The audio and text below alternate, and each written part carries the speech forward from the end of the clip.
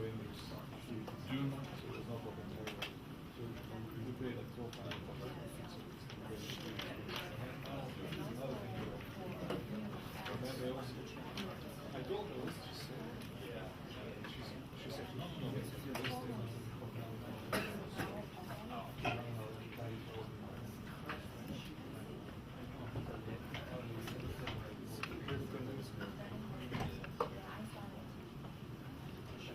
Okay, I think we can get started.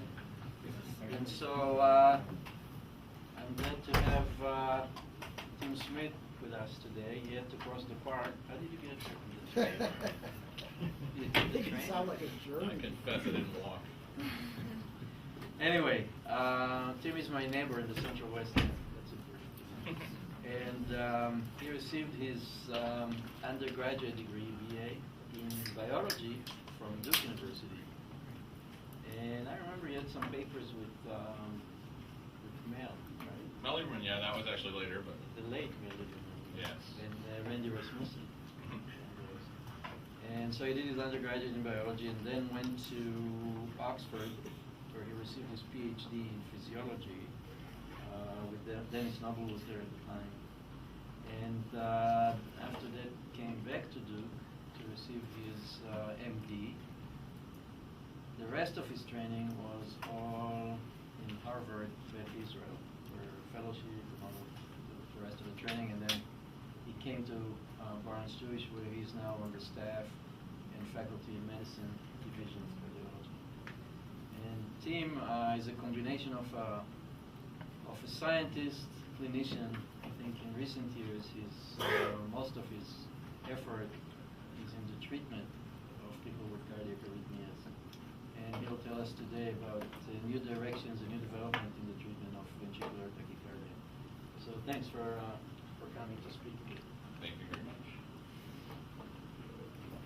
Are we on now? Can you hear? Can you record? Thank you very much.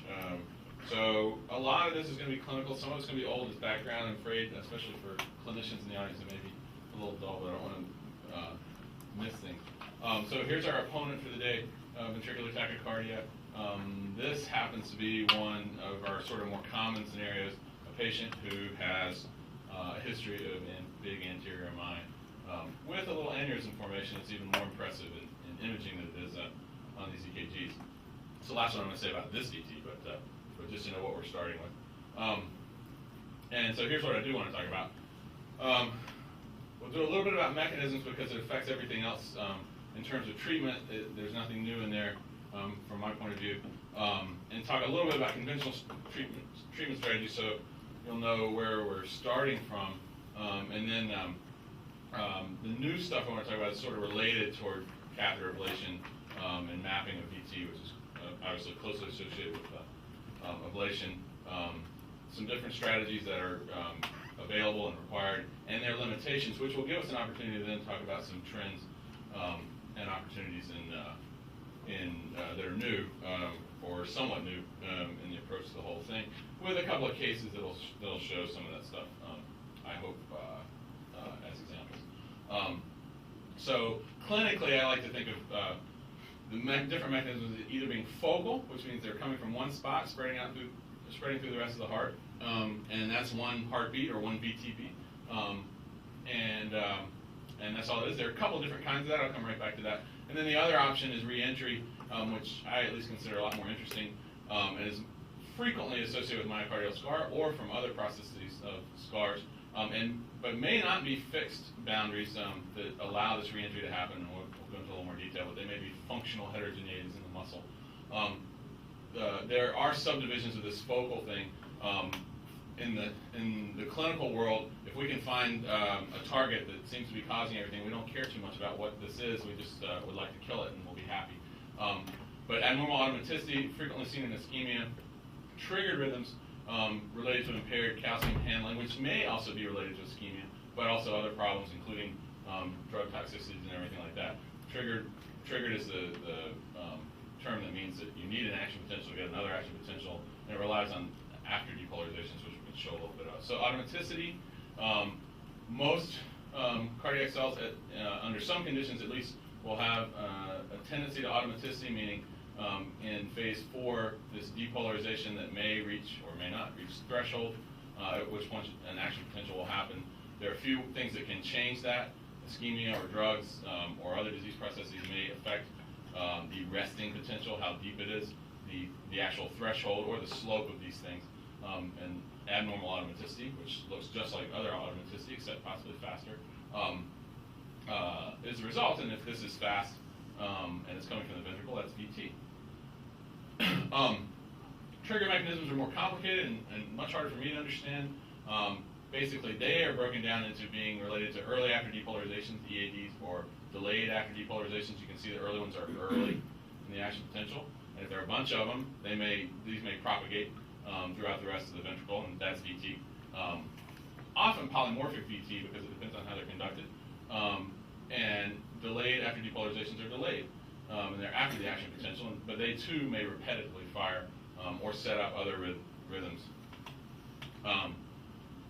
An example of a triggered one, thought to be triggered one, is RVOT tachycardia. It's related to calcium handling with cyclic AMP. This has a fairly classic appearance. It looks like it's coming from the right. That's why there's this left bundle branch block pattern. And it's going toward the inferior leads. That's those guys over there. So it's up high in the heart. We don't need to know that. That won't be on the test. Then reentry is what I told you I think is more interesting. This goes back a long way. George Mines in 1913 described using circular heart muscle, I think of a turtle, a circular piece of heart muscle of the turtle. And he found that if you have a circle, you can stimulate it and it'll get stimulated, and the wavelength of the impulse will go around the circle and collide at the other end. And this is the end of the wavelength coming, and then we get back to normal. So that's not reentry. But it turns out that the only thing you need is not just an obstacle like we first learned in medical school, but you have to have a few conduction property issues to allow this to happen.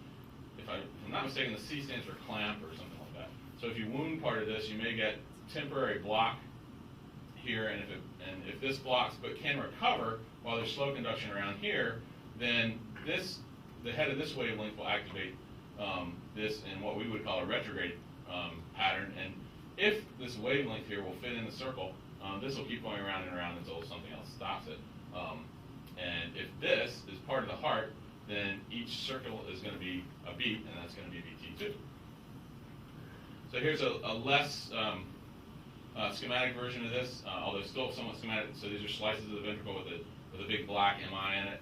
But wandering through the infarct are pieces of live tissue, and if you use your imagination and or you measure and do very careful sections, you may see an actual potential circuit there. This is just to show that it's more likely to be something like this than the nice circle that we have in experimental patterns. And this will have a bearing on when we do it in real life. It's a little bit less clean than that circle. But I have a couple of other cartoons about VT works before we're done.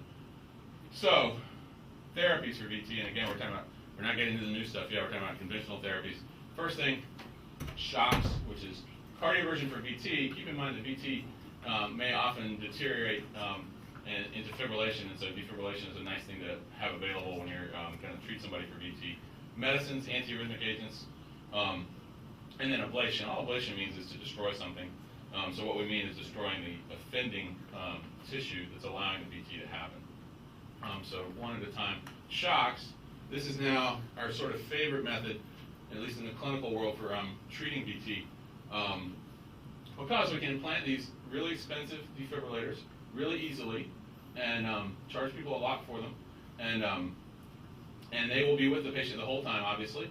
And what this does is set up a shock just like we tell patients this all the time, just like in the emergency room or on the emergency room shows in TV where they take the paddles and they put them on the patient. So one of those paddles is here, one of them is here. And a shock between those, if the defibrillator successfully detects and understands it, will usually defibrillate the patient, just to show that this is not as completely cut and dry. We're still working on this. Turns out that as much energy as you can pack into this thing, it sometimes is still not enough, and we find that adding other hardware is important. And we've kind of done more, I think, than most people of adding an extra thing back behind the heart. It's hard to see in this one, but this is in the Azygos coil, the Azygos vein. It's a coil in the Azygos vein. It helps obviously change the vector. Remember that without this, the vector of shock has to go from here up to the can up here, and here also up to the can up here. And that sort of leaves out a whole chunk of the heart, which we think we can capture if we do this, and that's actually been successful, fairly successful. Shocking is not the only thing you can do. Of course, you can pace and stop it, hopefully much less painfully.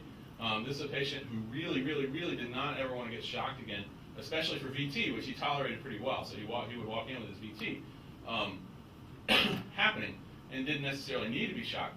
We have a convention and kind of a superstition that we're not going to do a lot of treatment of VT without being prepared to shock the patient as a backup. I think in some fairly rare cases, it's actually worth considering doing this, which is programming only, at least for these slower rhythms that are the patient's already proven they can tolerate pretty well, programming only antitachycardia pacing. And that's what this is a schematic of. On the y-axis here is cycle length, the intervals here, so that means faster is down here and slower is up here, and this is time here. These lines are the intervals at which you detect VT, so anything below that's going to be VT, anything below this is going to be called VF, and probably won't get much antitachycardia pacing because it's thought to need faster definitive treatment. So the patient's going along in sinus rhythm. The squares are the AA intervals and the circles are the VV intervals. The patient's going along in sinus rhythm, and there are a few extra systoles here and there. But then suddenly drops down into VT. The A's stay up here, so it's still going slow. But this is ventricular tachycardia here. And as I told you, we programmed antitachycardia pacing, and that's programmed to read the cycle length of the tachycardia in question and to pace a bit faster. And if that doesn't work, pace a bit faster. And this is for obviously a few beats. Still not working. I got to tell you, most of the time we program people to get one of these, or two, or three if they seem to be very well tolerated. And that's why I like this picture. We don't get to see this very often. So this person had 6 whole runs of more aggressive burst pacing, and then these ramps, which are thought to be more aggressive in general. By more aggressive, it means it may work better and it may induce VF better. We got to our 4th most aggressive, or 4th least aggressive ramp, and suddenly terminated, and he actually did quite well in that particular episode. So he really, as I said, didn't want to get shocked, and he was doing okay even when he was having this VT. So he didn't need to get shocked right away. So therapies have their pros and cons. It's very reliable and effective, so much so that there are obviously failures, like I mentioned, with adding extra electrodes and so on. But we now are, as most of you well know, we're identifying people who are at high risk for having these rhythms, who've never had one before, and implanting defibrillators in them. So it's become the mainstay of treatment for ventricular tachycardia and ventricular fibrillation. As I say, even in patients who've never had either of those rhythms before, just if they're at high risk. Unfortunately, it's painful if shocks are required. It prevents death, which is very good, but it doesn't prevent arrhythmias. And as I mentioned, it's expensive. There are experts right around here about making this less painful by using less energies. If you're using shocks, and so I'll refer you to Igor about that if you have any questions about it. But hopefully, in the future, we'll be able to lower the amount of energy that's necessary, and we'd be glad to supply patients to try to do that. So medicines. There are a couple of different medicine strategies. There are a whole bunch of medicines. They either, in general, depress excitability, which I think is fairly easy to understand, or they prolong refractoriness. Mechanistically, I think this is fairly easy to understand. Prolonging refractoriness sort of relies on us going back to a little bit about the mechanism of reentry. So reentry depends on the wavelength, and the wavelength is a unit of distance, a unit of length, and it is the product of the conduction velocity times the refractory period. For practical purposes, the refractory period is directly related to the action potential duration. That turns out to be important, not necessarily in a good way. So I already showed you Mainz's model. So this is the same thing with an excitable gap. The head of the wavelength must always meet something excitable or it'll extinguish. The idea behind prolonging, and so here's this wavelength stretched out, and here's how long it is. The idea behind these drugs to prolong the refractoriness is to just multiply the refractory period, so it makes this longer. And if it won't fit in here, then the head is going to meet the tail. This is going to be refractory, and so it'll all extinguish, and that's the good news. But like I said, the refractory period is very closely related to the action potential duration, at least as far as I know. We don't have another good way to extend the refractory period, at least pharmacologically. and the refractory period, the action potential duration is very closely related to overall depolarization or repolarization time in the heart, which is also very closely related to the QT interval in the heart. And these drugs prolong the QT interval, and that's well known to be associated with other rhythms, not this rhythm that we're trying to stop, because we just shown how we can stop it. But unfortunately, it sets up the possibility of torsicidal point and lethal arrhythmias that way, presumably triggered, but a completely different mechanism. So unfortunately, they are a double-edged sword. So like I said, they're limited, or I didn't say, but they are unfortunately limited by efficacy or lack thereof. One failure of these drugs, if we're talking about ventricular arrhythmias, may be fatal. When we're talking about other rhythms, that may not be so bad, and we sometimes treat the drugs and we adjust if the rhythms don't work or anything. But to use antiarrhythmic agents alone for ventricular arrhythmias is much less done anymore. Now that we have defibrillators, as I mentioned, it's become the mainstay. They all seem to have lots of toxicities and side effects, including this tendency to cause arrhythmias. Patients have trouble understanding these antiarrhythmic drugs also being pro-arrhythmic, but I was just talking about one of the reasons that happens. There may be better tolerated agents on the horizon. Tolerated, meaning not necessarily more efficacious, but at least they won't have as much of this trouble. And the good thing about them, I think, from a physiology standpoint, is they are trying to prevent the arrhythmias. We can defibrillate, hopefully, we can defibrillate most of the time, but then you have to wait for that to happen. So this is attacking from another end. As long as we have this lack of efficacy that I'm talking about, it's not going to be the ideal treatment. But it turns out they become useful in patients who do already have an ICD. And when we use them for that, we're really preventing and limiting painful shocks the same way the Antitachycardia Pacing might. We're probably not saving lives, and in fact, there's been some work on that because before ICDs were as widespread as they were, there was a lot of hope that they would save a lot of lives, and that hasn't really panned out. Okay, other therapies. So ablation, and since I told you we're going to talk a little bit more about some new stuff in that, I'm going to go into that to sort of the conventional state a little bit more.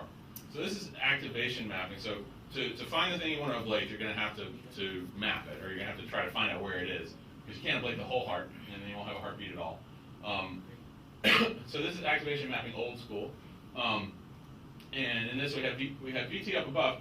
These look like they're simultaneous recordings, but they're not. They're taken as a single catheter was moved around the LV into different places, and these electrodes are recorded, and then some fellow probably cut them out and pasted them back on with obviously a fiducial point to show exactly what the timing of all these things were.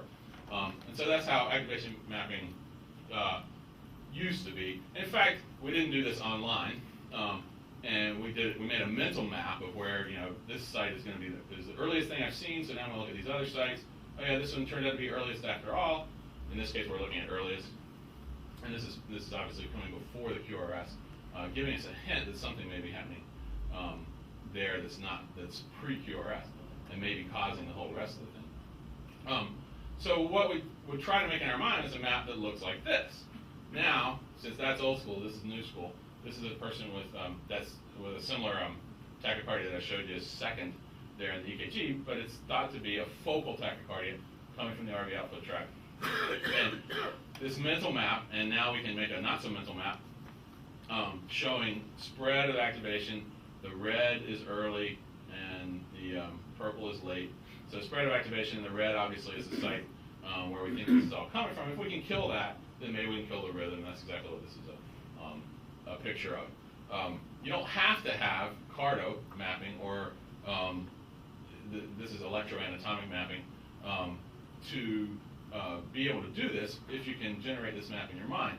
And it's important to realize that because sometimes, because there's lots of extrapolation and interpolation in making this map, it's nice to know what data you're actually putting in before you start looking at what you're getting out of it.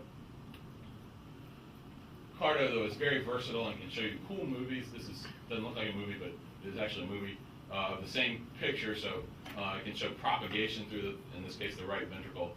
And we already said that earliest is up here, and it's spreading out this way, then in the next frame it's spreading out more, and the next frame it's spreading out more. And this is what a focal VT from the RV outflow tract looks like when you look at it that way. And again, you know, if you don't have this, it can be part of your mental map as well. There are other ways to do it. There's a completely different company that's now owned by St. Jude, and I think you get the general idea that this is, you know, we get early and spreading up through the rest of the heart. This is made from different kind of virtual electrodes with an array that sits in the middle of the ventricle and reconstructs this map from this way. And once again, you know, there's a certain amount of computer processing that allows this map to be seen.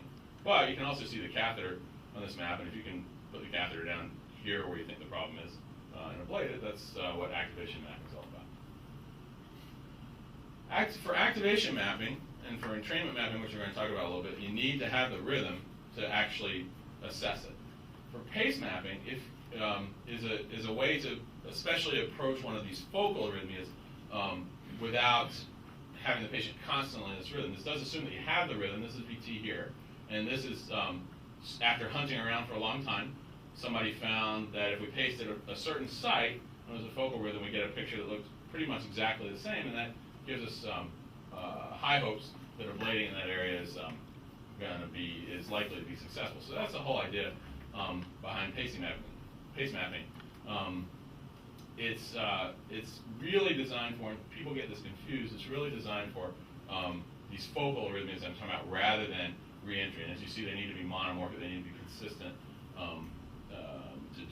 to be able to try to copy. So I already mentioned that reentry is more interesting than all the rest, at least clinically. So entrainment mapping is a whole literature and class in and of itself. But when we say a little bit, this is yet another cartoon of what happens in reentry. We've got a little bit more information here. So what we have is a sort of protected area here where the wavelength can circulate and it exits out into the rest of what is for us the ventricle. You can get into it too if you pace. And some smart people learn that if you pace from out here and you pace at the right time, you can enter the circuit. These two heads will collide. This will chase the tail around here and reset the whole tachycardia. This head is going to get to any given point, like this exit point, before this one would have, right? Because we're ahead of it here by this much. So that's called reset, and that's what it looks like on the EKG. You see what would have been the tachycardia just frame shifted a little bit forward by how many ever milliseconds this is, which, believe me, is not usually many. You have to pace only a little bit faster. If you don't get the timing right into the excitable gap here, you get termination. This is not reset. This is where the head again collides, just like we saw up here. But if the anterograde head collides with the relatively refractory tail, then both of them will be extinguished, and the next thing will be nothing. Hopefully, sinus rhythm from above. So this is how antitachycardia pacing that I've already shown is meant to work. This is not reset, and it's not entrainment. People get that confused a lot too, who aren't thinking about it all the time. So overdrive pacing, so this is a single stimulus we're talking about here. Overdrive pacing may overcome any obstacles to get into the circuit and repeatedly reset the tachycardia, and that's what entrainment is. Who cares? Well, it's the hallmark of reentry. So if you can do this more or less reproducibly, then you can feel confident that you're dealing with reentry. Here's yet another cartoon of what reentry is. This is what my kids would call a live action cartoon, sort of, because we've got live tissue here, or at least what once was live tissue. And this is a hypothetical idea that there's scar in here. That's the white stuff, and this could theoretically at least be a reentrant circuit. And what it is that same circle we just looked at. This part here is exposed to the whole rest of the ventricle, so the electrical impulse is going to spread out to the entire rest of the ventricle and out here, forming the entire rest of the QRS. Yet here, it's this relatively protected area that may not show up on the EKG or show up as diastole. To have reentry, you have to have some kind of activation throughout the entire cardiac cycle. But the diastolic part may be hidden and may be protected. So why is this important? Well, when it comes to mapping and entrainment and ablation, you don't really want to ablate right here because that the circuit doesn't depend on that particular spot or this particular spot, and it certainly doesn't depend on this particular spot. But you may have a hint that if we could ablate here and draw a little roadblock here, that we could prevent reentry altogether, and that's what we're after. So, as I say, a lot of work's been done on this. and I don't want to go into too much more detail. Bill Stevenson in particular has sort of explained it to all of us very well, and I think he's spoken at this event before, so I don't want to try to do justice to what he says. However, if you, again, with this completely separate cartoon of reentry, if you pace at certain spots and reset, you can reset and you can entrain, but what the resulting timing and looks of the QRS are depend on where you are. Keep in mind that the whole reason we have these models is because when we're doing it in real life, we can't see this, and we have no idea where we are compared to the scar or whatever. So the dark red here is scar. If you pace out here, you don't get what we call a good map. If you pace out here, you don't get what we call a good map. If you pace here, you get what we call a nice looking map, but the timing's not right because this is in a blind alley. But if you pace in that isthmus, which is the same isthmus that I showed on the previous slide, then you get a certain result. The QRS here looks the same as the QRS here, and the timing of the next cycle is called the return cycle, the post-pacing interval, is all the same. Anyway, this is what we're looking for, C, and we found that if you can ablate there, that you are in good shape. Notice that with all this talk, there's lots of cartoons, but there's not so much in terms of imaging and those computer-generated images here, because this is fairly high resolution. You can do it, and this is activation mapping of a reentrant rhythm, and to me, I find this always pretty hard to interpret. I also find that propagation map I showed you that just had the blue and the red kind of helpful because you can watch it like a movie go through. But I get the idea. Remember, we said there's activation throughout systole and diastole throughout the whole cardiac cycle. So there's no early and late, so to speak. You have to wonder where the early meets the late. Sometimes we can actually visualize that, and sometimes we can't. The only late we have, at least on this view, this is from the back of the heart. You see, there's no face here, so look at its back. The only late is here, so you get the idea that something may be coming up through this, what is now an early spot, and then spreading out actually in a couple of directions because the green goes in both directions. But anyway, as I say, I find it hard to interpret, and notice that for this picture, they also did entrainment mapping, and they found concealed entrainment here, and this is to show that you can make a map of what reentry looks like, but it might be nice to have these, I think, more precise tools to actually find where you want to ablate.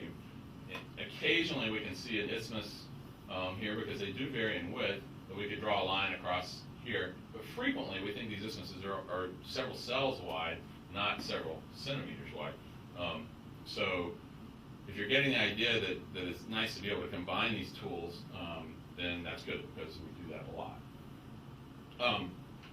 So ablation, kind of like medicines, are meant to be preventive. We want to prevent the VT and hopefully cure it. Now, as you can see, we're usually attacking a specific VT. So if somebody has lots of scars or lots of bad disease, we may not be able to attack every potential VT or VF with ablation. But at least it's not just waiting for it to happen like shocks do. A lot of the mapping methods I've talked about, particularly entrainment mapping and good activation mapping, you want the patient to be in these rhythms for a while. So unfortunately, they're out of luck if they don't tolerate it very well, which is the whole reason we're doing it in the first place, is because it's thought to be dangerous and life-threatening. So, I'm sorry you have this bad rhythm, but since we can't map it, we can't really treat it like this. And this may eliminate actually a majority of those who might benefit if we use these conventional methods. And the conventional methods that I mentioned are all transvenous up into the heart, or transarterial up into the heart to get to the endocardium. In the development of mapping and or at least of catheter mapping after it sort of took over from surgical mapping, it was working on lots of subendocardial scar from infarcts, which is where most of the action was for them. But that's not always true, and it's certainly less true in your non-typical MI-related infarcts, right? Non-typical, non-MI related arrhythmias. So I say when we have a bunch of modalities, that's great. None are without shortcomings. We often end up using a hybrid approach, and this is seen all the time, of course.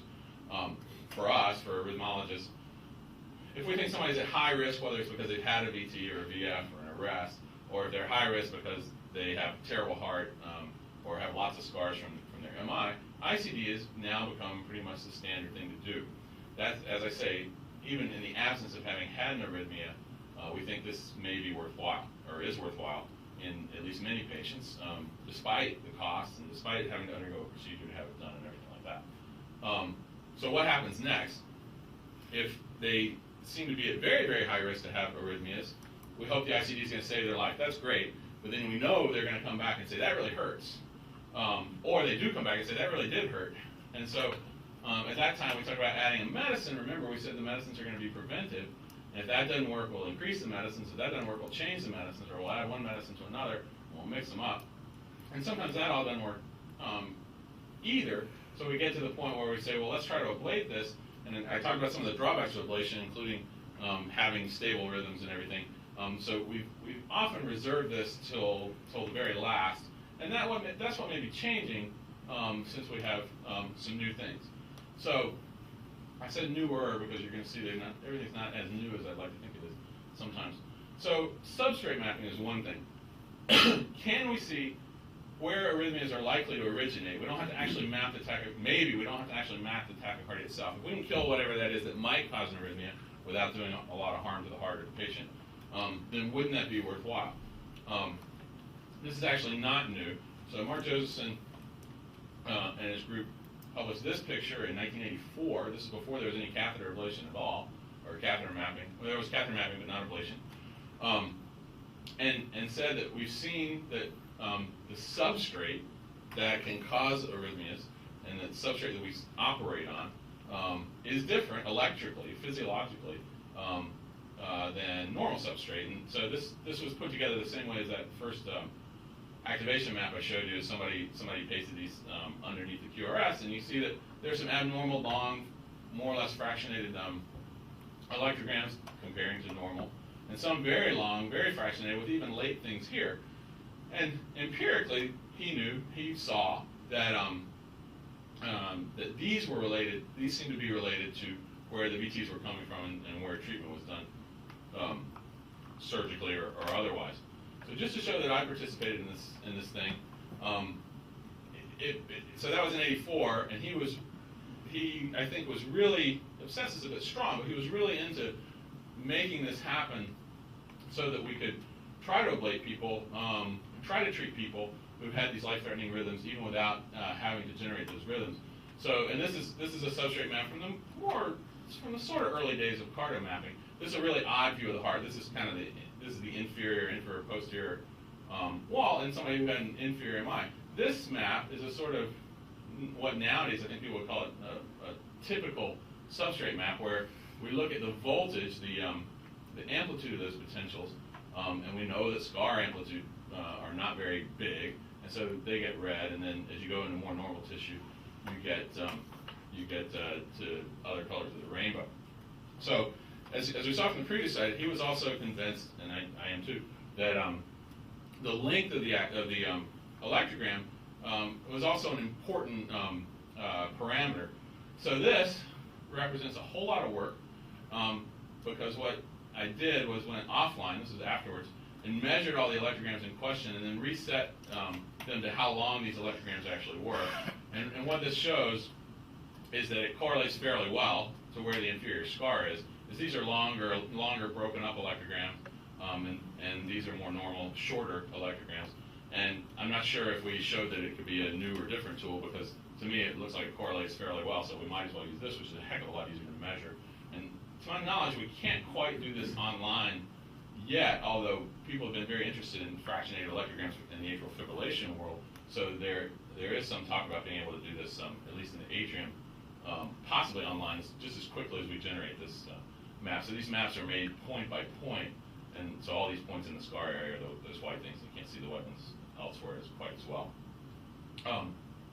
So around this time, he, with whoever was in his crew, which at the time included me, was proposing a big trial to try to do mapping of this, some sort like this, and to do ablation related to this without inducing any arrhythmias, without having to map any arrhythmias, and say, based on various things, we think that based on the physiology, this is likely to be the site, or this border zone is likely to be the site, which is more true. And if we can ablate in certain places, we will be able to prevent rhythms. And at that time, ICDs, and certainly ICDs for primary prevention, were relatively new, and he was pretty gung-ho about the idea doing this instead of implanting ICDs. And that's changed over time, and then that project went on. Meanwhile, other people were also thinking about ablation, so it wasn't just him, but Frank Marczlinski, who worked with Mark at the time of that 1984 tracing, was also doing this. These are normal CARTO maps to show what normal voltage looks like. And this is somebody who's scarred, and his idea was that we've got these two scars here, I mean, these two areas of normal tissue, and then lots of infarct and border zone tissue, and if we can connect this, the same way we might try to draw a roadblock where reentry could happen, we might eradicate any potential culprits, particularly reentry if there's a small isthmus in there, to do that. And they've had success. This is sort of in the, maybe a little bit beyond the proof of concept stage, but they were able to, if they ablated enough and they ablated in the right places, they were able to improve a lot of people's outcomes. And keep in mind that most of these patients are going to have ICDs, so again, we're still trying to prevent painful shocks and painful things more than saving their lives. We're trying to let the defibrillator not have to save its life by preventing the rhythms in the first place. So the study that I was talking about kind of culminated not too long ago in this study right here, which was published just last Christmas time. I talked about the crew that sort of did on. Vivek was a fellow after me, Matthew was a fellow after me, and a resident with me. Allison was a fellow after me. So that group kept on working at this, and fortunately, finally, was able to generate something nice out of it. My contribution to this, very small. The study name didn't even make the title of the paper, but I made this up: substrate mapping, an ablation and sinus rhythm to halt VT. If you've ever read a cardiology trial of any kind, you know what's coming next. So it's called Smash VT, and I thought that was pretty good. So that was me, and I try to use this forum and any other I can to stake that little claim to fame I have about that. So this is from that, and this is a strategy that they talk about using. So the purple is more normal tissue, and there's a scar here. As I mentioned before, you have the opportunity to use different of these strategies. They try to use a little pace mapping here to see if they could focus in on what would be most likely to be the exit site without necessarily having to induce a tachycardia and pace during tachycardia, which is what entrainment mapping requires. We could pace here and say, well, this looks pretty much like the QRS, and so this may be the exit site. And then they wanted to ablate along this border zone of the scar and also draw into the scar in case there might be an isthmus or something in there that would allow the tachycardia to happen. So what did they get? Oh, this is also in the in the appendix. I just thought this was interesting how similar this was to the 1984 diagram that Mark had. We have these abnormal electrograms, and this is a late electrogram, second electrogram, if you will, that may represent an isthmus. Even in sinus rhythm, that may represent an area that's activated late due to some slow conduction somewhere nearby where this catheter is. And so this may be an attractive site to think about getting rid of. And if we were going to induce the rhythm, we might find that was indeed part of the circuit and everything. So what did they find? So with 64 patients in each group, meaning the control group that didn't undergo this ablation study, underwent nothing. These are all in patients who had some kind of event, either an ICD shock or VT or VF with their presentation, which caused them to get an ICD. And the endpoint was ICD therapy, including both shocks and antitachycardia pacing. So that's on the left here. And you see that if you had this substrate mapping procedure, you were less likely to have ATP or shocks, 12% versus 33%. So we wouldn't consider this very satisfactory treatment all by itself if this were death. 12% of them died. None of them were dead, so I'd take that back. Some of them were, but the defibrillator did much better in terms of actually saving lives. But these people we think were happier because they didn't get as many shocks. If we forget about the antitachycardia pacing for a second, just look at the shocks, again, fewer people in the ablation group got shocks. So there's some more stuff to be done.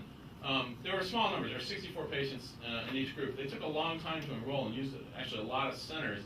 And there's nothing wrong with having multi-centers, but if you have a lot of centers to enroll a small number of patients, it means that I think they were carefully selected.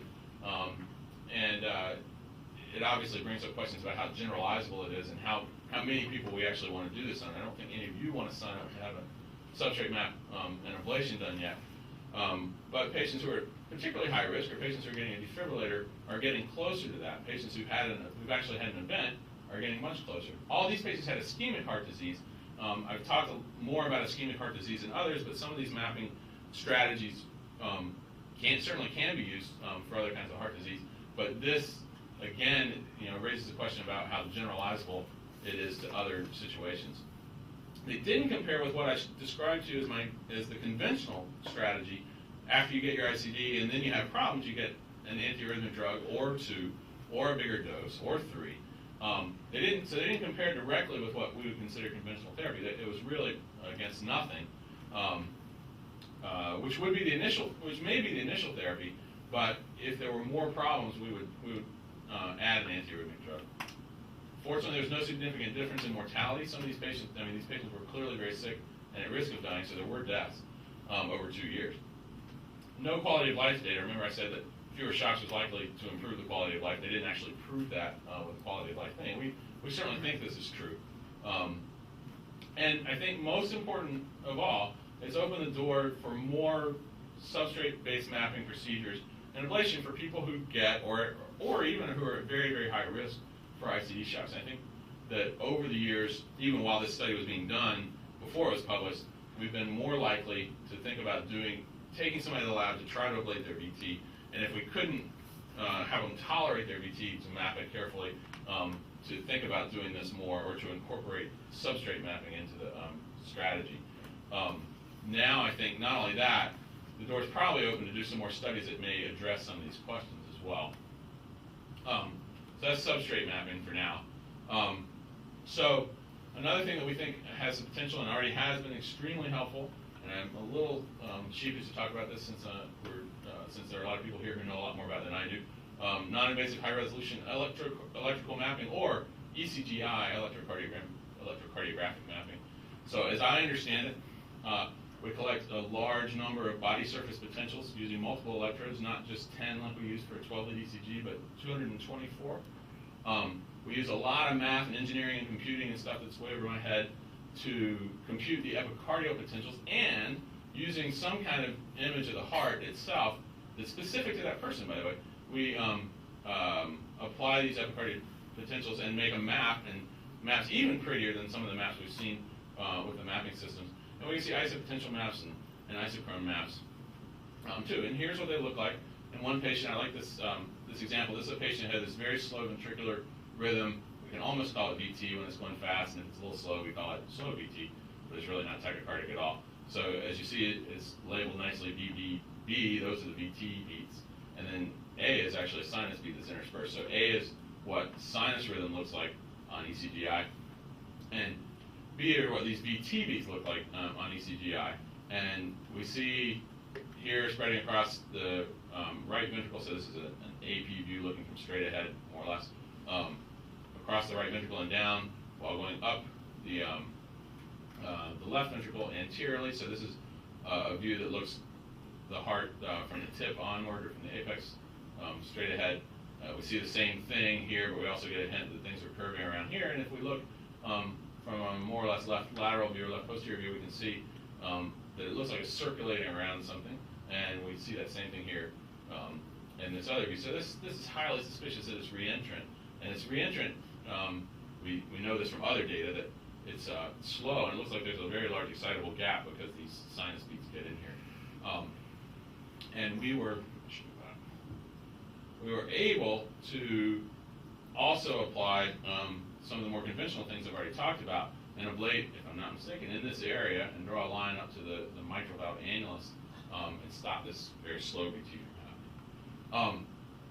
So it's non-invasive, and I think a lot has rightly been made of the fact that you don't have to have anything tickling the heart from a catheter. You don't have to have the chest open. You don't have to have any drugs on to allow surgery, like anesthetics and other things.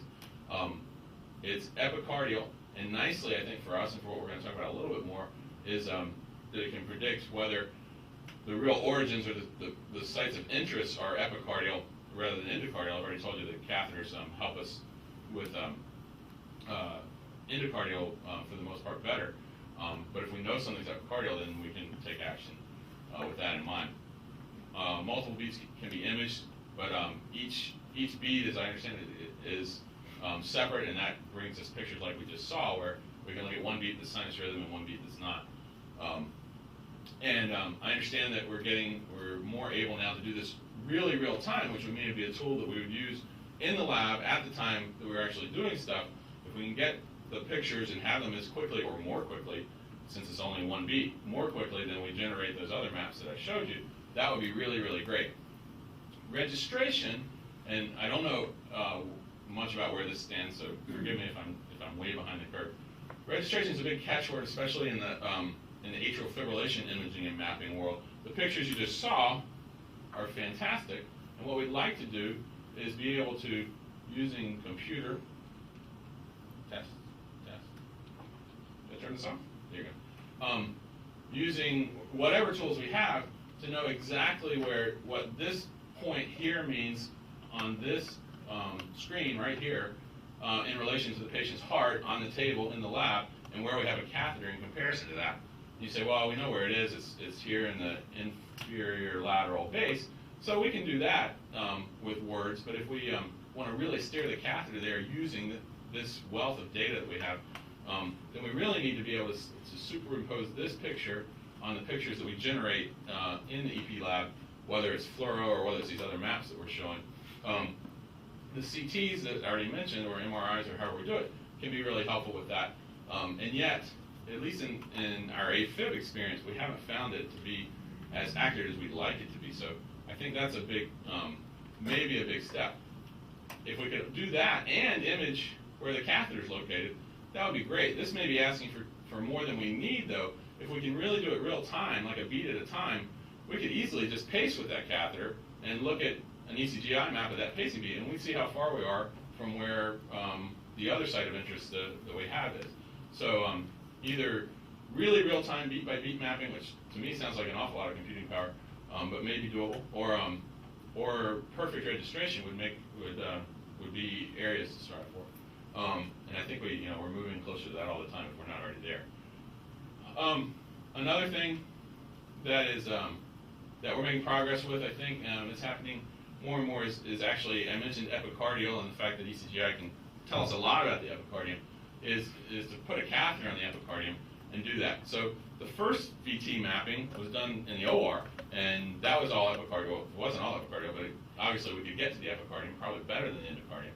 Then catheter mapping kind of took over, and the epicardium maybe got forgotten about a little bit, but people were realizing over time that in fact it shouldn't be.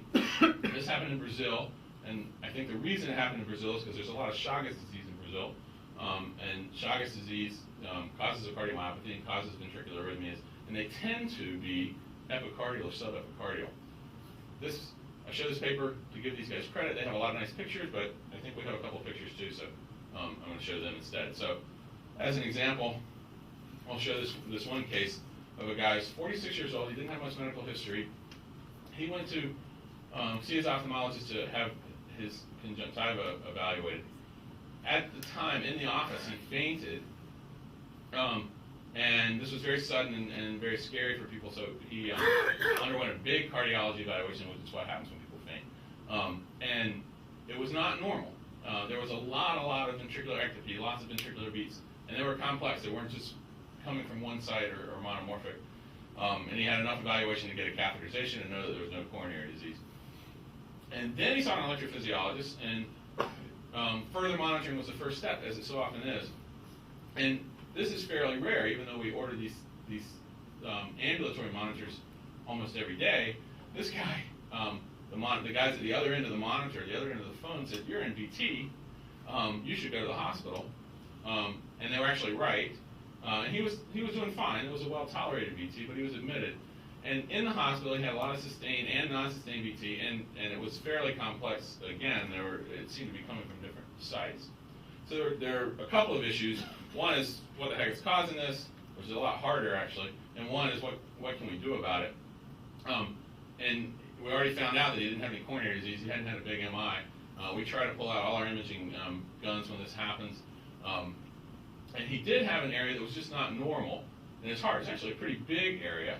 And this is the anterolateral base. And this, as you see, it stretches from the apex up to the base here of what the radiologists call enhancement, which to me is suitably vague. I don't know everything that causes enhancement, but they fortunately will tell us a few things in their report, and they mentioned a couple of things that we are in fact looking for, including amyloidosis or sarcoidosis, and just a patch of myocarditis that could be causing this. And frankly, it seems to usually turn out to be a patch of myocarditis, and the question is what's going to happen to it. Is it going to get better? Is it going to get worse? Or what? Meanwhile, he's still having the VT. Despite our standard first attempts with medicines and everything to try to suppress it, he did seem to have at least enough of a dominant morphology to say, well, maybe, and since we knew where this patch was, maybe we can try to ablate it. And we had pretty good data when that happened, and in fact, the VT stops. This is one of the limitations of VT in real life. It may stop, and it may stop because it was going to stop, or it may stop because of some ablating he did. And everything looked kind of successful, but it did recur later on, and especially given the picture that we have here and some of the data that came out of the EP study, it said maybe this was epicardial. And we did what we usually do. We got him an ICD because we knew that one of these rhythms might be bad enough someday to cause a cardiac arrest. He got started on an antiarrhythmic drug too because he was having so much of it. He tolerated it very well, as I mentioned, but we thought that it might be time to pull the trigger already on something that might prevent one of these events from becoming a life-threatening one or a shock-inducing one. He had a lot of episodes of non-sustained VT and a lot of ectopy over the next several months, but I saw him in the office a few times, and he was doing okay. He had a lot of ectopy, and we see that from time to time in people who have risks, and we maybe adjusted the medicine a little bit, but he was doing fine. And then I saw him in the office again, and it was a routine visit, but he was saying, I'm really doing a lot worse. I feel more shortness of breath and tired. I'm not only tired when I have these palpitations, but they make it worse. They're not that fast, and he could describe how fast they were. And they don't feel that terrible when they happen. They don't make me pass out, but they really don't feel good. So we admitted him to the hospital. And what do? We changed his antiarrhythmics because I told you that's what we do next on the step. We tried to give him more of the maxillotin. We added something else. He continued to have a bunch of stuff, and with sort of heavy-duty medicines, this sometimes happens. The rhythms were slowed a fair amount. This is hard for ICD therapy because the defibrillator primarily detects these bad rhythms that it wants to treat by the rate. And if it's not fast enough, it may be well tolerated, which is good for the patient. But if the defibrillator can't tell, there's no way it can do anything about it, even that antitachycardia pacing that we talked about earlier.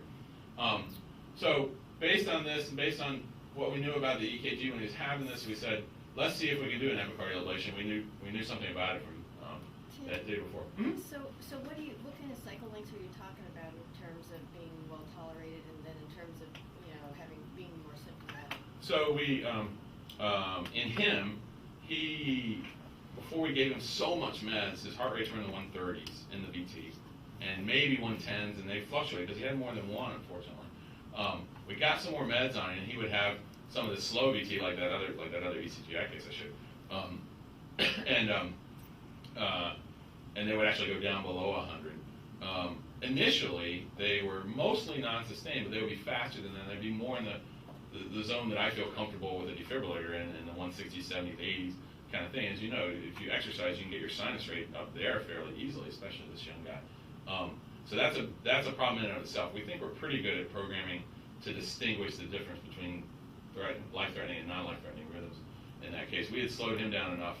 So get down into the low 100s, then you're really overlapping with sinus attack and rhythms like that you don't want to get shocked for.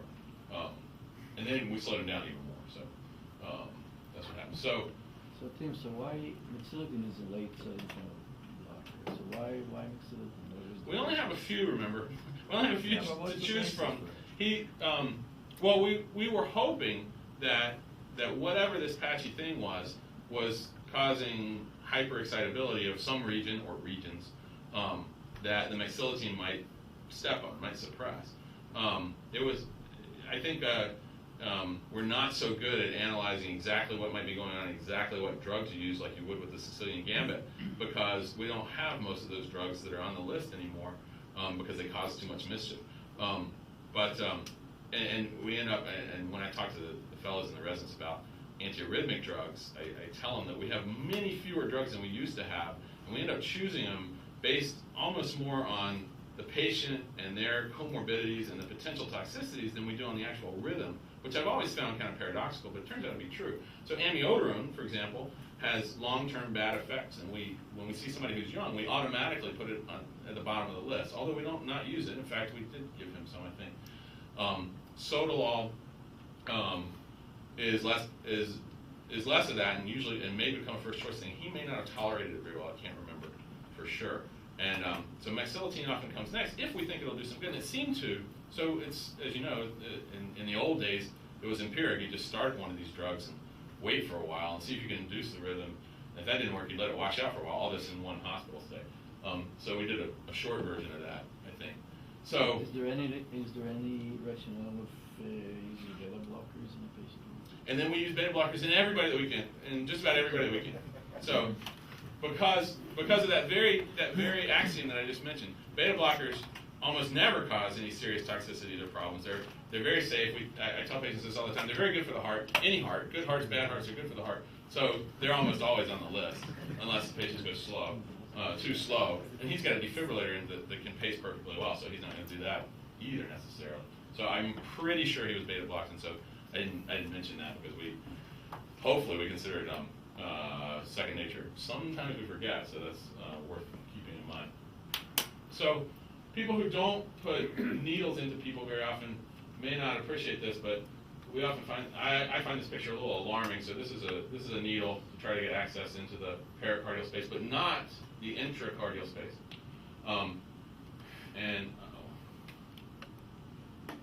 And there's a movie there that shows that a little bit of contrast being pushed out of that needle into the subcutaneous, into the subdiaphragm tissue, so that means we're not there yet. And then the next movie, which may not show it either, shows the needle in the pericardial space, but you can't really tell whether it's in the pericardial space, behind it, in front of it, or all the way through the pericardial space into the heart. So we use the contrast again, and I think you can appreciate, without the movie, that there's contrast building up in the pericardium, and it's got two nice borders, which is encouraging. By the way, I didn't do this. We got somebody who does put needles right into the heart a lot to help us with that, Dr. Bach. But I think that we electrophysiologists should be doing this fairly soon. And if you can get that kind of access in, you can get a guide wire in, and this is a sheath that's getting in that will allow us to put a catheter in.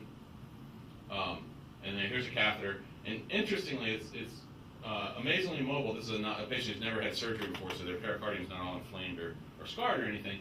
It's very easy to move this catheter around in here compared to endocardially, where there's lots of trabeculation and papillary muscles and everything that get in the way of the catheter.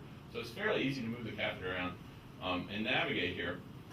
And so this is the thing we were after, and Catherine, your ventricular rate here was 108, so the cycle length was 555 milliseconds. And this tachycardia, so this is still counts as tachycardia. It actually slowed down during the case, but it has a pattern that's coming toward the right ventricle, so a right bundle branch-esque pattern, suggesting it's coming from the left ventricle, which we already thought. Not only that, going away from the far left leads, which are these guys, and going toward the inferior leads, which are these guys. So we were thinking up in the anterolateral area, which is where at least part of that scar we saw in the MRI was, and also it's going toward all the apical leads, so it's more basal. So that's what we came up with, 12 leads. We have a whole bunch of leads with ECGI. The isochrone map, I think, is the best thing to do for that. But the potential map helps too. We saw Q waves in this zone right here, and I think the earliest stuff maybe up here, but it spreads slowly out from this area. But again, this is the general area that I was just describing. So that's good for me reading the EKG, and it's good for ECGI too, I think, compared to the actual EKG.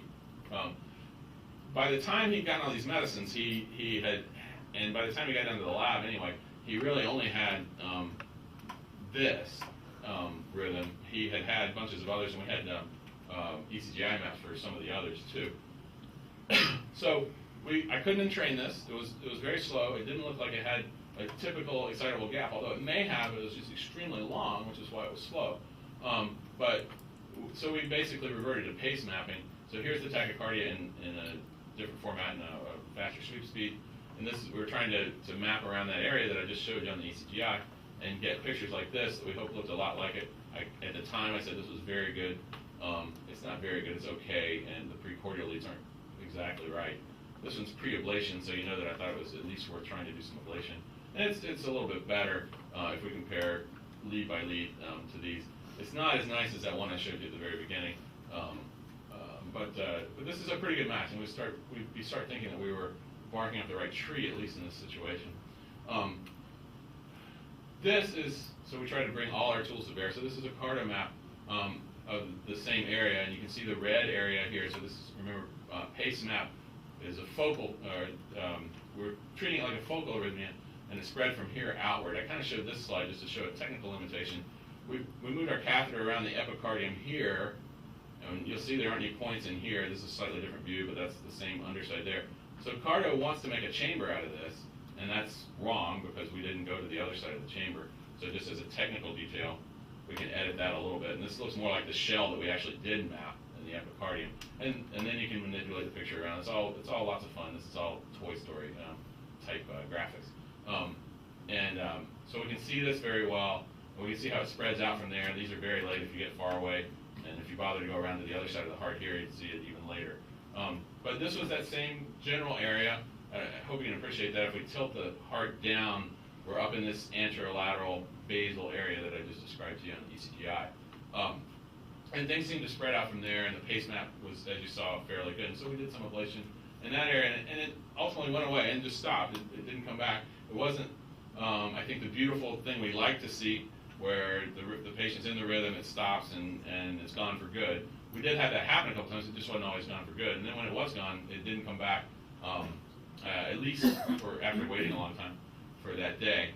These movies, if they're not going to show, are too bad. There are a couple of other technical details we got to think about. Sorry, try pushing function F7. Yeah. Maybe it'll switch. Because I think it can't play both on the computer and the screen, unfortunately. If you turn it off on your screen, it might work. Yeah, this may do it. Let's try it. Yeah. So we don't have to deal with this when we're in the endocardium, but we do when we're in the epicardium.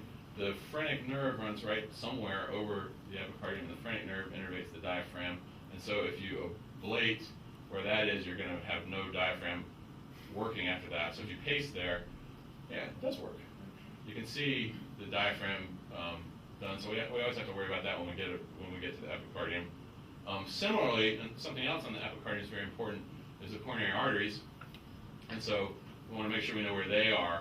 And as we shot the coronary arteries, I put this catheter here really as a marker because it's right on top of a coronary artery. As you can see right there, that's a major diag. And it's interesting, actually. This diag comes off very early and actually parallels the LAD all the way down here. The area that was really of interest was actually in the triangle between those vessels right here where I'm looking. So keep that in mind for what I'm going to show you. We are late, I'm sorry. We felt really good when we were done. We couldn't induce the VT. Unfortunately, he did have some other VTs, and but worse, his heart failure progressed, and his EF, which was almost normal when he first presented, that was almost a year ago, was much lower. He was having enough heart failure to talk about transplant. So he underwent transplant, and with a lot of cajoling and thing, I got them to save the heart for us so we could see exactly what we were dealing with, figure out what the disease was, and also see what we had done. So this is a brief op note from the transplant. It's classically terse and short, and here it says specimen and tissue removed, and you know what goes in there. Normally there's lots of lymph node descriptions or something. Here it just says heart. Heart was taken out. And like I say, we were lucky to grab it and get it fixed. And so here's what it looked like. And I thought when I first got a hold of these pictures, I thought I was going to be able to tell you that these are the only extant pictures of an epicardial ablation in a heart. Turns out not to be true.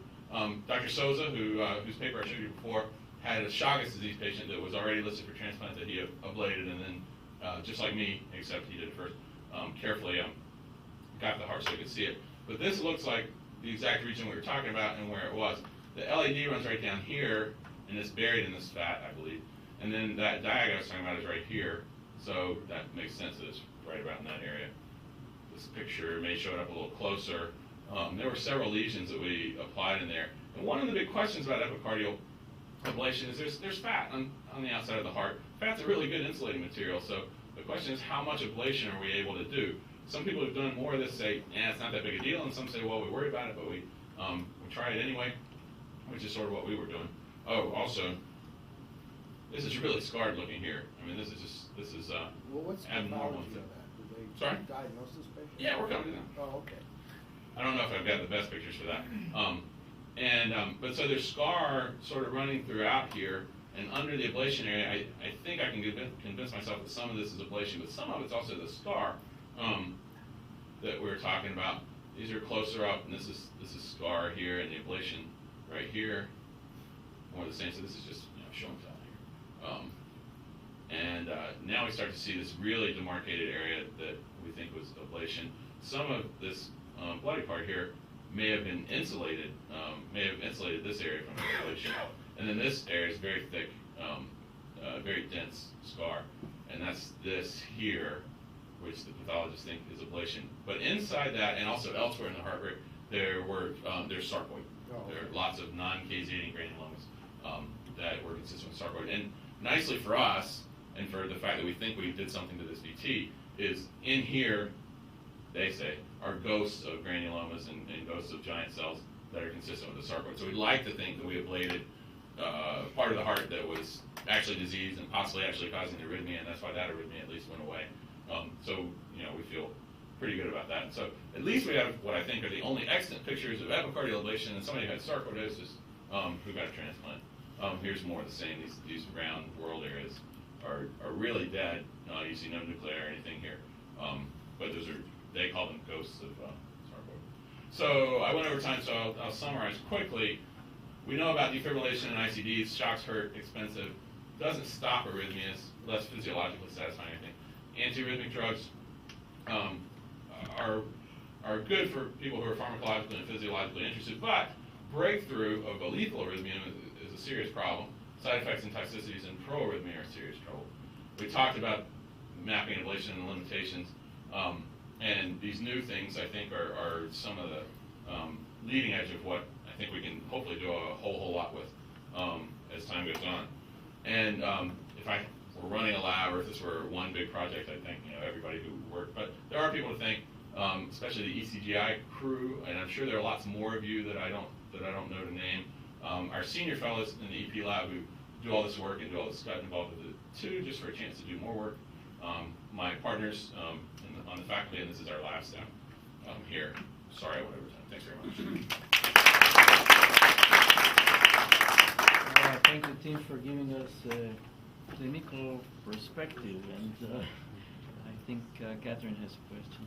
Yes, so when you talked about the substrate mapping, and you talked about other kinds of heart disease, what would you look for if it's not scar or something that's confined to a scar? If the disease is real diffuse, or if you're looking for heart failure, or so there's some diseases that cause scar and low amplitude, and the archetype is MIs and scars. But right ventricular dysplasia may have similar physiology, which means the anatomy at least is going to be a little bit similar. What I didn't mention specifically was doing substrate mapping for different arrhythmia, for different cardiomyopathies, and that might include some of these that we talked about were in the differential for him, amyloidosis or sarcoid, and then for the most part we're talking about cells dying, heart cells dying, which is going to reduce amplitude and cause exactly what we just described with MIs, or those cells being replaced with something which will have a very similar effect. We don't have, I don't think yet, have high enough resolution to see, to describe much about small threads of tissue throughout diffuse scar in somebody who's got a really bad widespread cardiomyopathy. Maybe someday, but at the same time, if we can, substrate mapping can also encompass pace mapping, like I kind of said, using some of the pace mapping strategies And activation mapping, if you can induce anything, or if the patient will let you without crashing. So in that sense, it may be for these other things that are now the unconventional substrates. This may be a window to try to start doing it. So I don't think I have a satisfying answer for exactly what to look for, but the amplitude, the fractionation, and those things we do should apply for most things.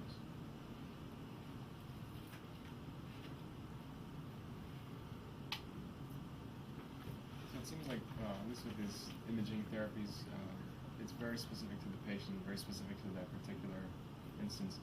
That drugs, there's only a few tools. Like what? I mean, I think I know why. It's because of the life-threatening curves that they show. You alluded to like how this is ultimately the thing that matters, and I guess that makes some sense. But what? I mean, there's also a side of me that says, well, what if you had the specific tools? You would be able to apply them specifically. Drug tools, you mean? Drug tools, yeah. Yeah, absolutely. I think, I mean, what I did before I ever held a catheter was some physiology and pharmacology. And my concept has always been that and someday we ought to be able to design drugs to go exactly where, well, even if we can't design them to go exactly where we want to, maybe we can design them to go at least exactly to the heart and affect the exact channel that's causing the problem, or the exact set of channels, maybe in the exact region. And some of that has happened over time. And in fact, some of it's in progress right now because there are atrial channels. So the drug companies and people who do this stuff are targeting now the atria to do pharmacology. And we know that it doesn't matter very much if you have torsada of the atria, because that's not so life-threatening. So if some of those drugs have a chance to work. I don't know if I'm really answering your question, but I think there's hope for pharmacology for all of this. Yeah, there are other ways of targeting. There's the whole stem cell. It's too bad they're not going to be there at the American Heart, but at the EP Society meeting, there'll be some talks about how you can change the substrate with, for example, stem cells. Yeah, and people have that on their plates as well, thinking about, can we, what you'd like to do is get rid of the scar, no matter what it came from. Just get rid of it and put live tissue there that was normal, and that's probably a long way away, but that's not out of the question at all. But that's one way. The other way is to basically use stem cells or other implanted cells as ways to basically produce ablation. You can close exit sites. You have the reentry in the substrate. There are some exit sites where the arrhythmia will capture the ventricle. So you can block them by ablation, or you can block them, say, by putting some cells there that don't conduct. There are all kinds of strategies that are sort of being brewing in somewhere, but they'll take time. What is the EP capture of tachycardia originated rhythm? I'm sorry, what? Say again? I want to know what is the EP capture of the tachycardia originated rhythm. The EP character, meaning, can we tell anything electrophysiologically about the difference? No. No. Is there any capture of the tachycardia originated rhythm? There are some, if I understand what you're saying, there are some EKG findings that are consistent with it, and I think that's one reason that ECGI can help us show that it's epicardial. When we have lots and lots of electrodes, we can see where the impulse is going away from, which may tell us where it's starting. The confirmation of the QRS can tell us a little bit about it, and there's some criteria that are actually developed to help establish whether that's epicardial versus not. And it has to do with kind of slow upstroke of these R waves that happen. That may be analogous to the Q waves on ECGI, or at least related, I should say. Okay, any other questions? Thank you very much again. Thank you.